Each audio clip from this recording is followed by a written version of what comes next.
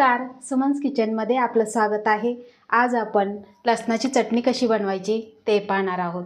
ही लसणाची चटणी अतिशय टेस्टी होते आणि महिनाभर टिकते।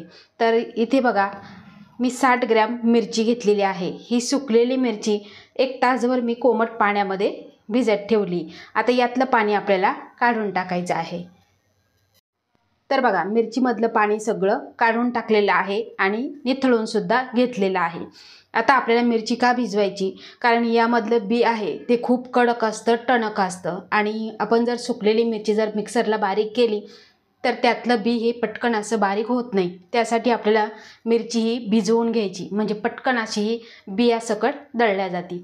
आता इथे मी मिक्सरचं भांडं घेतलेलं आहे। आता ह्या भांड्यामध्ये आपल्याला ही सगळी मिरची घालून घ्यायची आहे आणि त्यानंतर यामध्ये आपल्याला घालायचं आहे, इथे मी 2 लसूण गड्डी सोलून घेतलेली, त्यानंतर 1 चमचा जिरं आणि चवीपुरतं मीठ यामध्ये आपल्याला घालायचं आहे आणि आपल्याला पाणी न घालता वाटायचं आहे, कारण आपण मिरची भिजवून घेतलेली आहे, त्यासाठी आपल्याला पाणी अजिबात घालायचं नाही। तर बघा, अशा पद्धतीने आपण ही चटणी बारीक करून घेतलेली आहे। आता तुम्हाला जर मिरच्यांमधलं जर बी बारीक होत नसेल तर थोडंसं यामध्ये पाणी घालू शकता। आता इथे पॅन गरम करायला ठेवलेला आहे आणि त्यामध्ये घालायचं आहे आपल्याला इथे 4 चमचे तेल। तेल तुमच्या आवडीप्रमाणे घालायचं आहे, कारण ही चटणी आपण एकदा बनवली की महिनाभर छान टिकते। आता तेल गरम झालं, यामध्ये आपल्याला ही चटणी घालून घ्यायची आहे। यामध्ये जो पाण्याचा अंश आहे तो आपल्याला पूर्णपणे घालवायचा आहे। आता तेलामध्ये आपण एकदम मोकळी सुटसुटीत होईपर्यंत परतून घ्यायचे आहे, त्यामुळे याचा तिखटपणा कमी होतो आणि चवीला अप्रतिम लागते।